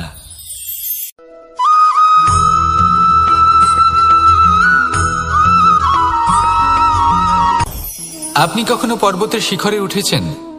আপনি দেখতে পাবেন পর্বতের পদতলে প্রচুর সুন্দর ফুল রয়েছে, সবুজ বনানী রয়েছে। যত আপনি ওপরে উঠতে থাকবেন তত ফুল কমতে থাকবে, সবুজ বনানী কমতে থাকবে। আরো কিছুটা ওপরে উঠলে কাঁটা জাতীয় গাছ দেখতে পাবেন, শুকনো গাছ দেখতে পাবেন। আরো যদি ওপরে ওঠেন তাহলে পাষাণ দেখতে পাবেন। আরো ওপরে উঠলে হিমখণ্ড দেখতে পাবেন। এই যে পর্বত, তা মনুষ্য জীবনের সবথেকে উত্তম উদাহরণ। মানুষ যখন সাফল্যের শিখরে পৌঁছতে চান, মহানুভবতার শিখরে পৌঁছতে চান, পথে যত আস্তে আস্তে উপরে উঠতে থাকেন, ততই ভৌতিক বস্তু তার থেকে বিচ্ছিন্ন হতে থাকে। যদি তিনি সেই ভৌতিক বস্তুগুলি ত্যাগ না করতে পারেন, তাহলে কখনোই সেই স্থানে পৌঁছতে পারবেন না। আর মানুষ যদি উচিত ত্যাগ করতে পারেন, পথে অগ্রসর হতে থাকেন, এগোতে থাকেন, তাহলে একদিন না একদিন তিনি মহানুভবতার, জ্ঞানের, সাফল্যের হিমের স্বাদ অবশ্যই লাভ করবেন। মনে রাখবেন, মানব জীবনে ত্যাগ হলো অত্যন্ত গুরুত্বপূর্ণ অংশ। আসুন আমার সাথে ভালোবেসে বলুন, রাধা রাধা।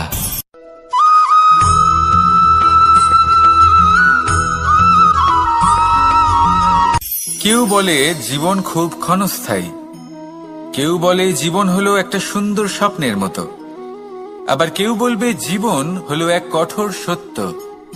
কিন্তু জীবন আসলে কি? জীবন হলো আপনারই প্রতিবিম্ব, একটা দর্পণ। অর্থাৎ আপনি জীবনকে সেইভাবেই পাবেন যেরকম আপনি নিজেকে প্রতিপন্ন করবেন। যদি আপনি দর্পণের দিকে তাকিয়ে হাসেন, তাহলে আপনি সামনে হাসি মুখী দেখতে পাবেন। এবার যদি আপনি গম্ভীর হয়ে থাকেন, তাহলে আপনি একজন রুষ্ট ব্যক্তি দেখতে পাবেন। শেষে সবথেকে বেশি গুরুত্বপূর্ণ হলো আপনার চেষ্টা। আপনাকে সবসময় চেষ্টা করতে হবে যাতে আপনি নিজেকে প্রসন্ন এবং ইতিবাচক মনোভাবে রাখেন। এটা হলো আপনারই উত্তরদায়িত্ব, তাকে পালন করুন। এই মনকে প্রসন্ন রাখুন, এই সংসারকে সুন্দর বলে মনে হবে। আর এই মন প্রসন্ন হয়ে বলবে, রাধা রাধা।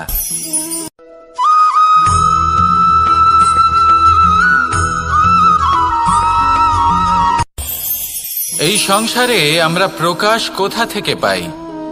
এর উত্তর বড়ই সরল। ভোরে যখন সূর্যোদয় হয়, তখন প্রকাশের কিরণ আমাদের ঘরে এসে পৌঁছয়। এইভাবেই আমরা প্রকাশ লাভ করি।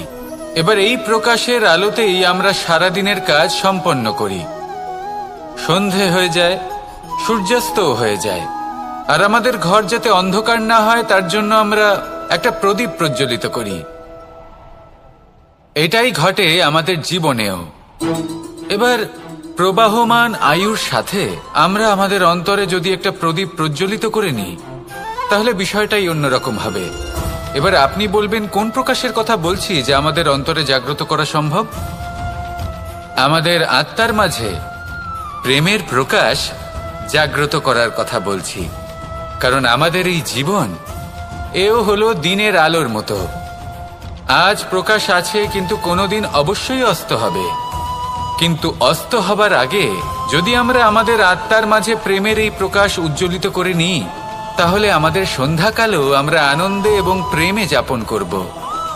তাহলে আসুন আর আমার সাথে ভালোবেসে বলুন, রাধা রাধা।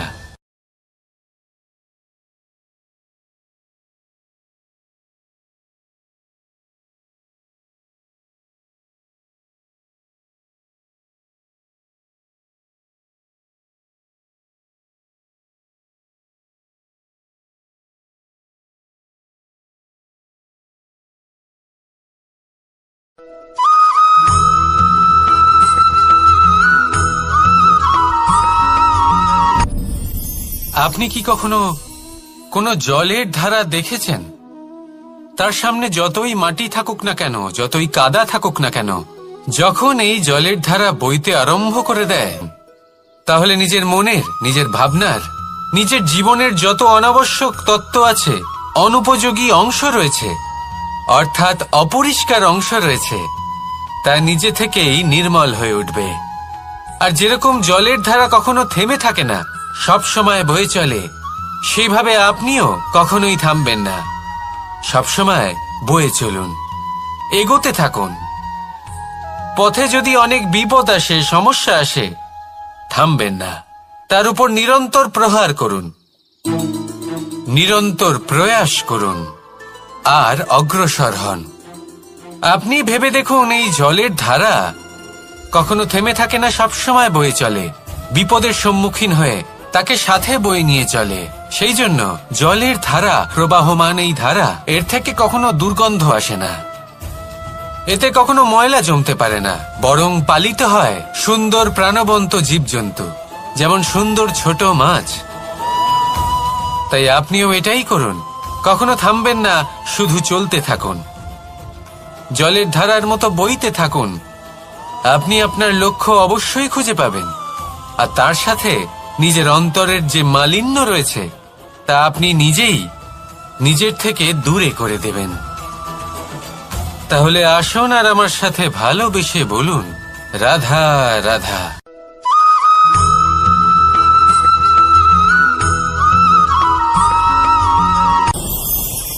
ভয়ের সাথে আমরা সবাই পরিচিত, কষ্টও আমরা সবাই পেয়েছি।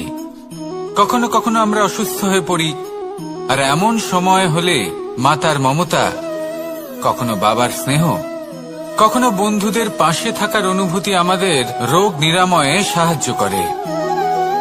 কখনো যদি আমরা নিরাশ হয়ে পড়ি, তখন যদি আমাদের কোনো আপনজন আমাদের দুটো ভালো কথা বলে, তখন আমাদের মনোবল বেড়ে যায়।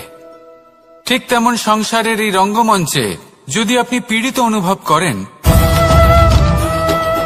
কিছু শুভ কথা আলোচনা করুন, কিছু স্তুতি গান করুন, কিছু মুহূর্তের জন্য হলেও নিজের ইষ্টদেবের কথা স্মরণ করুন আর প্রার্থনা করুন। সাহস বাড়বে, শক্তিও বৃদ্ধি পাবে এবং সামনে এগিয়ে চলার পথও দেখতে পাবেন। তখন এই মন প্রসন্ন হয়ে বলবে, রাধা রাধা।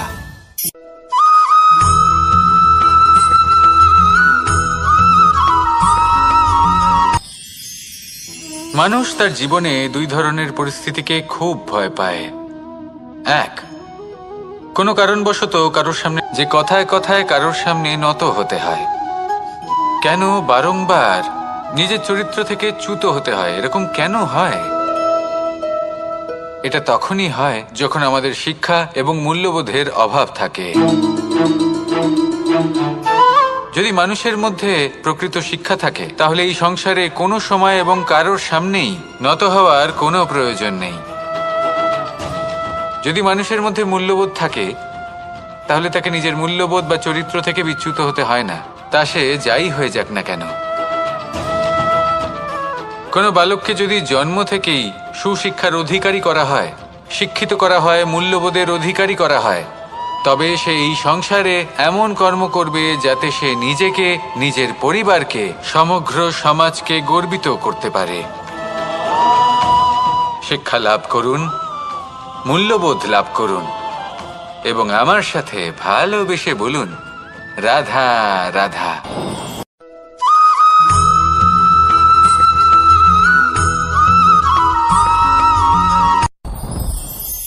সাথী। সাথী এই শব্দটির ব্যাখ্যা কে কিভাবে করে? মিত্র, সখা, বন্ধু।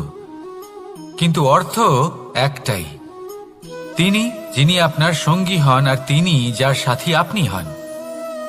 এবার সব থেকে বড় প্রশ্ন হলো এটাই যে তিনি কে হতে পারেন যাকে আপনি আপনার সাথী বলে মেনে নিতে পারেন, নিজের সখা, নিজের মিত্র, নিজের বন্ধু মেনে নিতে পারেন। আপনার সাথী হলেন তিনি যিনি দুঃখের সময় আপনার পাশে থাকবেন, আপনার হাত ধরে থাকবেন। আপনার সাথী হলেন তিনি যার হাত আপনি নিজের সুখের দিনে ধরে থাকবেন। সেই সাথীরই হাত ধরুন যিনি দুঃখে সবসময় আপনাকে সাহায্য করার জন্য তৎপর হয়ে থাকেন, আপনার পাশে থাকেন, আর যাকে সুখের দিনে আপনি আপনার সাথে রাখতে পারেন। আর যখন আপনার সাথে আপনার এই সাথী থাকবে তখন আপনি এটা বুঝবেন যে যখন জীবনে দুঃখ আসে তখন এই দুঃখ কমে যায়, সবার মধ্যে ভাগ হয়ে যায়। আর যদি তখন সুখ আসে তাহলে সেটা সবার উপস্থিতিতে আরো বেড়ে যায়। এটাই হলো প্রেম, এটাই হলো ভালোবাসা, এটাই হলো সঙ্গ। যেমন সম্পর্ক আমার আর রাধার মাঝে। তাহলে আসুন আর আমার সাথে ভালোবেসে বলুন, রাধা রাধা।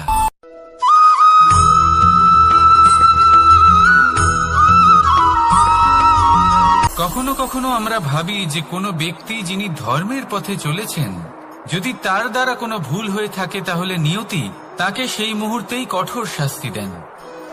কিন্তু সেই সব মানুষ যারা সংসারের সব থেকে বড় অধর্মী, বহু নিকৃষ্ট মানের কাজ করেন, তাদের নিয়তি অনেক সুযোগ দেন। তাদের নিয়তি এরকম কঠোর প্রহার করেন না। এই ভাবনা কখনো না কখনো মনে আসেই। ভেবে দেখুন কেন? আসলে জীবনকে বেশিরভাগ মানুষ একভাবেই দেখে থাকেন, বিভিন্ন স্তরে একে দেখা উচিত। এবার আপনি বলুন, এই সংসারে কোনো অধর্মী কখনো প্রেরণার উৎস হতে পারেন? কখনোই নয়। যে মানুষ নিজের আত্মাকে মলিন করে ফেলেছেন, তিনি এই সংসারকে কিভাবে প্রেরণা যোগাবেন? উনি নিজেই বুঝতে পারেন না কোনটা করা উচিত, ধর্ম কোনটা। তাই নিয়তি তাকে একটা সুযোগ দেন, এটা বোঝার সুযোগ দেন যে কোনটা উচিত, কোনটা ধর্ম। সুযোগ দেন নিজের বিবেক জাগিয়ে তোলার, তাকে সুযোগ দেন নিজের অন্তরাত্মার ডাক শোনার। যখন তাতেও কাজ হয় না, তখন নিয়তির কাছে একটাই পথ বাকি থাকে, আর তা হল মহাবিনাশ। মহাবিনাশ হয়তো দেরিতেই আসতে পারে, কিন্তু তা অবশ্যই আসবে। আর যখন মহাবিনাশ আসে তখন মহাবিনাশের যন্ত্রণা সমগ্র মানব জীবনের যন্ত্রণার থেকে অনেক বেশি হয়। এই কথাটা সবসময় মনে রাখবেন। আর অন্যদিকে যে মানুষ ধর্মের পথে চলছেন, তার দ্বারা যদি কোনো ভুল হয়ে থাকে তখন নিয়তি তার পরীক্ষা নেন। কিছুক্ষণের জন্য মানুষের মনে হতে পারে নিয়তি তাকে কঠোর শাস্তি দিয়েছেন।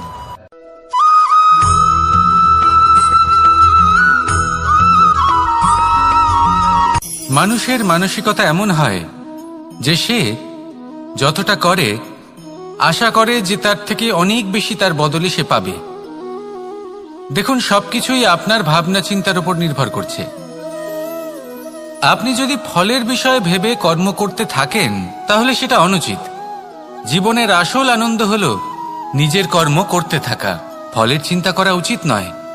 যদি আপনি এরকম ভাবেন যে আমি এতটা করছি, আমার এতটা পাওয়া উচিত, সেই ভাবনা অনুচিত। যদি আপনি সেবার মানসিকতা নিয়ে কর্ম করতে থাকেন, কর্মচক্রে প্রবাহিত হন, যদি আপনি এমন ভাবনা রাখেন যে আমি এতটা পাচ্ছি তাই এর থেকে অনেক বেশি আমি কর্ম করব, তাহলে নিশ্চিতরূপে আপনি যতটা করছেন তার থেকে অনেক বেশি আপনি পাবেন, আপনার আশার থেকে অনেক বেশি আপনি পাবেন। শুধু জীবনে অনেক বেশি কাজ করতে থাকুন, ফলের চিন্তা করবেন না। আর মনে রাখবেন, এই ভাবনাই সব থেকে বড় বীজ। কর্মের উপর বিশ্বাস রাখুন, জীবনে যা যা আপনি চান সবই সুখময় হবে। আসুন আর আমার সাথে ভালোবেসে বলুন, রাধা রাধা।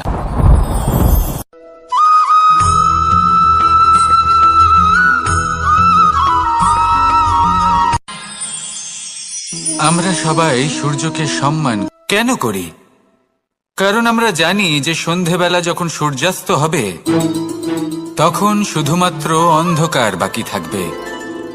ঠিক কিছুটা এরকমই হয় আমাদের মাতা পিতাও, যিনি আমাদের জন্ম দেন, আমাদের ভরণ পোষণ করেন, আমাদের বড় করেন, আমাদের প্রেম প্রদান করেন। কখনো কখনো তাদের মুখ থেকে কটু কথা নিঃসৃত হয়, আমাদের দুঃখ হয়, কিন্তু তখন আমাদের এটা বোঝা উচিত এগুলি নিঃসৃত হচ্ছে আমাদেরই মঙ্গলের জন্য। যেমন সূর্যদেব, উনিও উত্তাপ দিয়ে থাকেন আমাদেরই মঙ্গলের জন্য, যাতে ফসল পাকতে পারে, যাতে জল বাষ্প হয়ে মেঘ হতে পারে, বৃষ্টি হতে পারে, আর এই সংসারে নিরন্তর জলের প্রবাহ থাকে। আমাদের মাতা পিতা, তাদের কঠোর আচরণ, তাদের কঠোর অনুশাসনের পেছনে লুকিয়ে থাকে ওনাদের ভালোবাসা। আমাদের তা বুঝতে হবে, সসম্মানে ওনাদের গ্রহণ করতে হবে। কারণ ঠিক সূর্যাস্তের পরে যেমন চতুর্দিক অন্ধকারচ্ছন্ন হয়ে যায়, তেমনি আমাদের জীবন থেকে যখন আমাদের মাতা পিতা চলে যায় তখন আমাদের জীবনেও শুধু এবং শুধুমাত্র অন্ধকারই ছেয়ে থাকে। সেই জন্য নিজের মাতা পিতাকে সম্মান করুন, ওনাদের ভালোবাসা প্রদান করুন। এই মন আর এই জীবন প্রসন্ন হয়ে বলবে, রাধা রাধা।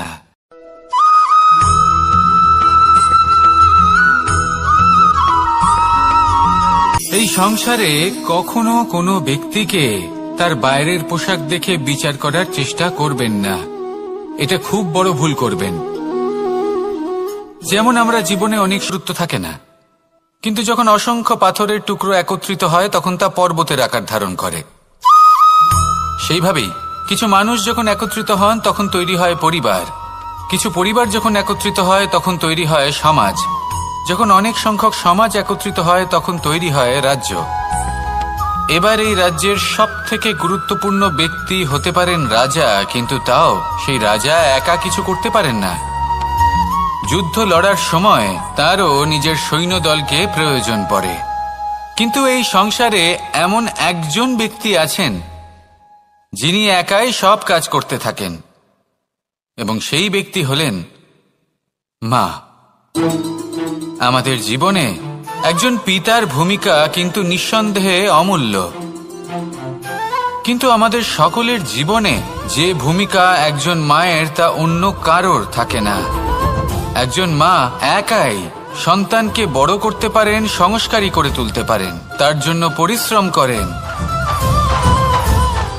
আর এত কিছু কাজ করার পরেও তার কাজের জন্য তিনি প্রশংসা অবশ্য পান না। উল্টে যদি সেই সন্তান অনুচিত পথে চালিত হয়, অনুচিত কর্ম করে, তখন সেই মাকেই অপবাদের পাত্র হয়ে উঠতে হয়। আমাদের জীবনে মায়ের যোগদান কতটা সেটা বুঝুন। আপনাকে বড় করে তোলার জন্য উনি কতটা পরিশ্রম করেছেন সেটা বুঝুন। আজ থেকে, এখন থেকে, এই মুহূর্ত থেকে মাকে সম্মান করতে শিখুন। যখন সময় পাবেন, যখন সুযোগ হবে, তখন তার প্রশংসা করুন, ওনারও ভালো লাগবে। আর মায়ের এই মমতার জন্য, তার এই ভূমিকার জন্য আসুন সবাই মিলে আমরা তাকে প্রণাম করি, আর সকলে মিলে ভালোবেসে বলি, রাধা রাধা।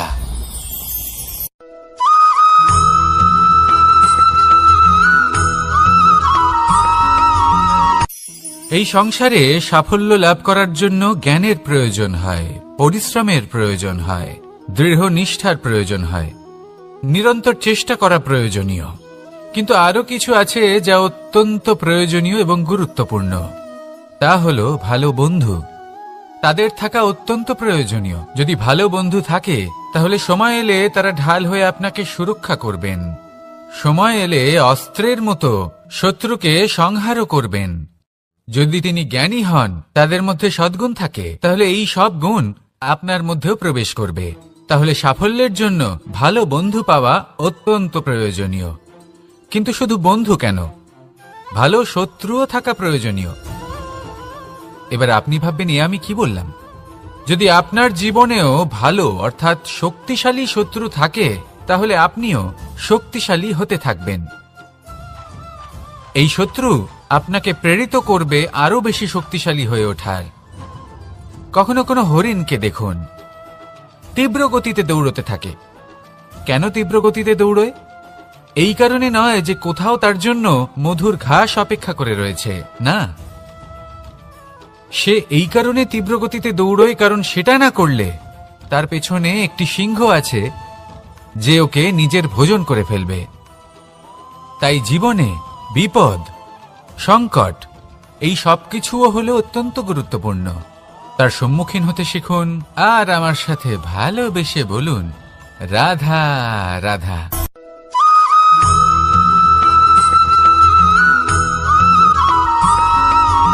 মানুষ জন্মগ্রহণ করে। কয়েকজন বলশালী ব্যক্তি রয়েছেন যাদের কাছে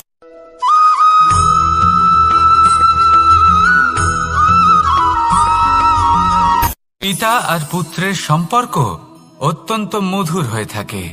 পিতা স্বপ্ন দেখেন, তাকে পূর্ণ করার সকল সম্ভাব্য চেষ্টা করেন, কিন্তু তাও অনেক সময় ওনার স্বপ্ন অপূর্ণ থেকে যায়। তখন পিতা ভাবেন যে স্বপ্ন উনি পূর্ণ করতে পারেননি, ওনার সন্তান তা অবশ্যই পূরণ করবে। যে স্থানে উনি কখনো পৌঁছতে পারেননি, সেই স্থানে ওনার পুত্র অবশ্যই পৌঁছবে। পিতা নিজের সন্তানের ভবিষ্যৎ নিয়ে সেই স্বপ্ন দেখেন, আর যখন সেই সন্তান সামনে এগোতে থাকে তখন তার দুঃখ হয় না, বরং গর্ব হয়। ওনার ভালো লাগে